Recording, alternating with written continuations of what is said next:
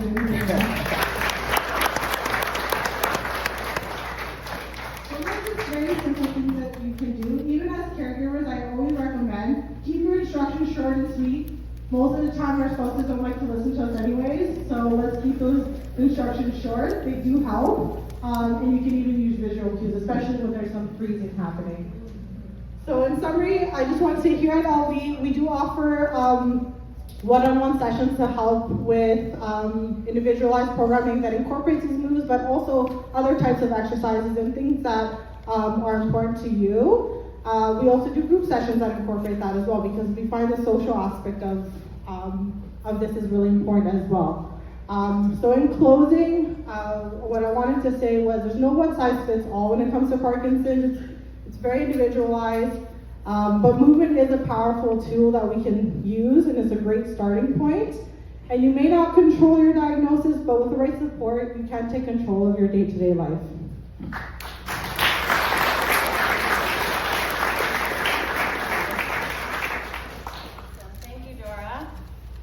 So next up, we're going to hear from Vanessa Clark, an occupational therapist at LV Physiotherapy. Vanessa supports clients in maintaining their independence and navigating changes in cognition, motor skills, and daily routines. She brings a compassionate, functional lens to managing Parkinson's in day-to-day life. Welcome, Vanessa.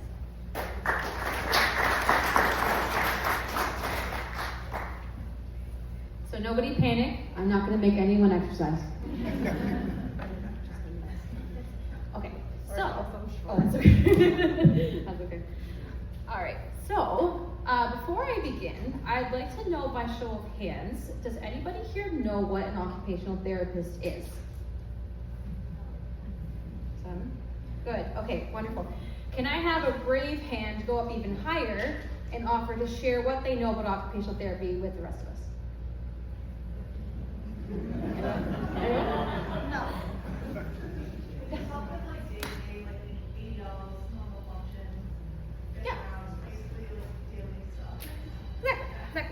So, in case anyone didn't hear that, so occupational therapists, we're focused on supporting our clients in performing their daily activities.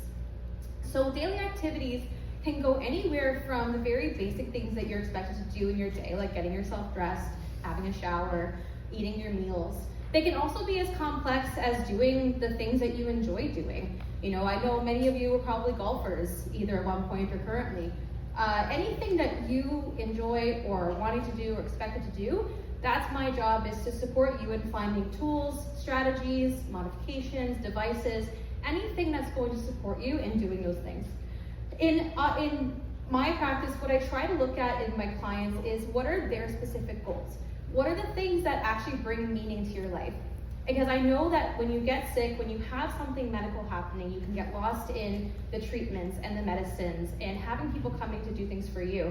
But what are the things that actually give you purpose? I was actually having a great chat with Steve right before this, and Steve had mentioned to me that he was, interested in knowing or learned about how if having purpose is taken away from you, it can actually decrease your functioning. The whole purpose of my profession, the whole scope of my profession is about promoting health through participation and function. So I'd like to, introduce myself, let you all know about some of the services that I offer here at the clinic, so that if there's limitations with function, that these are things that I can help you do. So one of the things I do with clients is called progressive goal setting.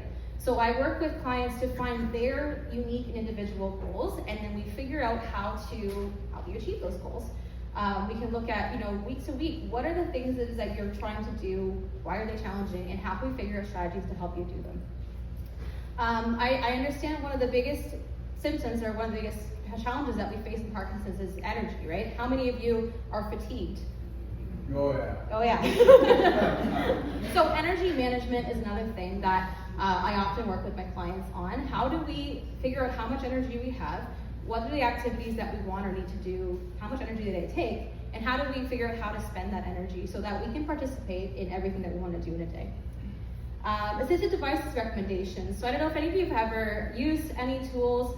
I know a really common one for eating to manage tremors or weighted utensils, but I really enjoy looking at all kinds of devices that can help people do those everyday activities. Mobility aids, walkers, anything that's going to help you get from A to B. I know another piece that's important is the cognitive piece. Thinking, attention, memory, all those things. I help work with people to provide strategies or come up with strategies to support, how your brain's working and can your brain do the things that you need it to do in a day. I also do community-based services, so if you're in your home and we're starting to progress and you're finding it hard to get around the house or access your home, I've connected clients with services to do modifications with vendors such as Motions in the back here to help them figure out strategies and solutions that will help you get in and around your home and again access places like your bathroom, do your showering, etc., etc. Another piece too that I do is fall prevention education. Falls can be an incredibly detrimental event to your participation and function on a daily basis. So I really enjoy working with clients on coming up with strategies to prevent falls, to recover from falls if they happen, and how do we get on with life after or before we have a fall. And otherwise, another service that I'm hoping to offer is more, planning for the future. So how do we support you and your loved ones in aging in place or finding appropriate living situations that are going to support your needs for the long term? Whatever it is that your individual goals are, just like Doris said, there's no one-size-fits-all approach to Parkinson's support. We know that's true of both caregivers and patients themselves. So I really enjoy getting to know each and every one of you and coming up with individual solutions that are going to support you in doing the things that are most meaningful to you. And again, my work goes just beyond, bathing and transferring. I love working with people who have really cool goals. I have a client actually who she's working on self-advocacy, and we're helping her prepare for a speaking event where she's going to talk about her experience in the healthcare system and given a chronic disease. So anything that you want to do, need to do, or expected to do, that's what I do. That's what I love to do most, and I love to hear from you and work with you and your individual needs. That's all I have prepared. So.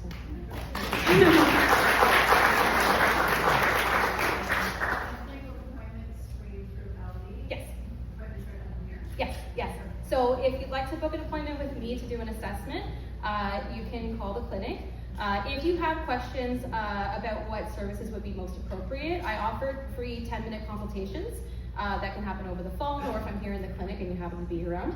I'd love to chat and talk about more specifically what services would be appropriate. And like I said, I do in clinic and I do at home as well. Yeah. Any other questions? Okay, thank you. Questions at the end as well if anybody thinks of something. Thank you, Vanessa, for sharing. All right, so our final speaker is Katie Pasquini, our speech-language pathologist here at LV Physiotherapy. With over 12 years of experience, she'll be speaking about the effects of Parkinson's on voice, communication, and swallowing, and how the right support can make a meaningful difference in safety and connection. Welcome, Katie.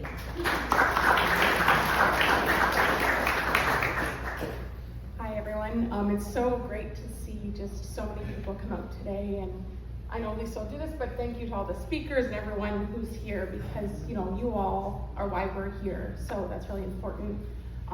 As a speech-language pathologist, as Lisa mentioned, so supporting individuals with communication and changes with swallowing. As it's been talked about today, and as we know, Parkinson's is progressive in nature, and what that looks like for everybody is different. So if there are changes with swallowing or communication, when that happens, I don't know. You might not know, the doctors might not know, and it might come up unexpectedly. So supporting and kind of knowing what to look for or signs to be mindful of, or when to seek support, if that's helpful information for you. So in terms of changes with communication, it can look like where our voice can become softer, or our speech might not sound the way it did. And as individuals, we might not notice it, but it might come from loved ones or family or friends, or responses we might get from people when speaking. Changes with swallowing with Parkinson's, so what that can look like, any difficulty with even swallowing our own saliva, taking a drink of water if we cough, and we all say, oh, it went down the wrong way. But for individuals with Parkinson's, there is a higher risk of what that means of going down the wrong way. How many people have heard the term aspiration pneumonia?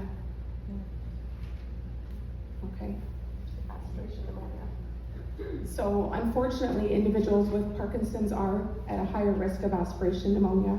And that's something that, in seeing a speech language pathologist, that can be supported and hopefully, reducing the risk of aspiration. I can't say it's prevented, but reducing the risk. So in terms of, I'm here at LV physio services that can be provided, but as a speech language pathologist, I know, and the research does support best practice, is doing a video fluoroscopic swallow study or an instrumental type of swallowing study for people with Parkinson's that might be experiencing difficulty with swallowing. Just something to keep in mind. As Vanessa mentioned, in terms of any questions that might come up, whether today or in the future, if there is any swallowing changes or difficulty, I'm always open to a consultation and available for services here at LV. And there are also services out in the community through Ontario Health at Home, if you're not aware of that as well.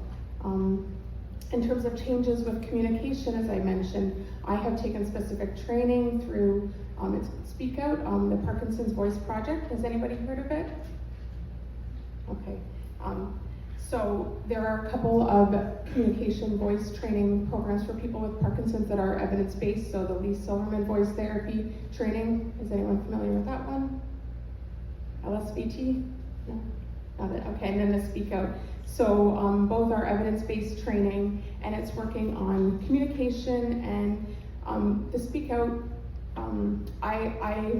the principles that they talk about are intent, so speaking with intent.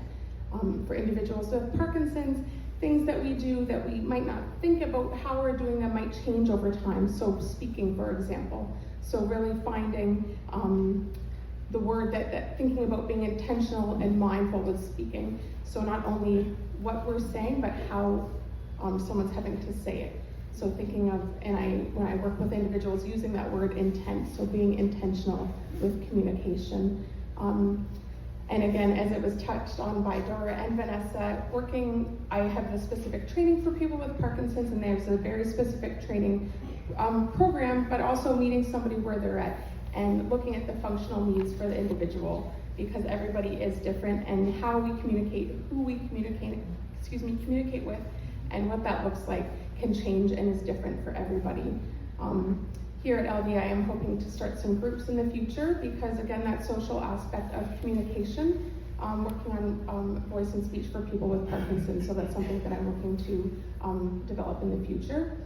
And then just talking about, what was it actually? Sorry. He's speech and swallowing program. Yeah.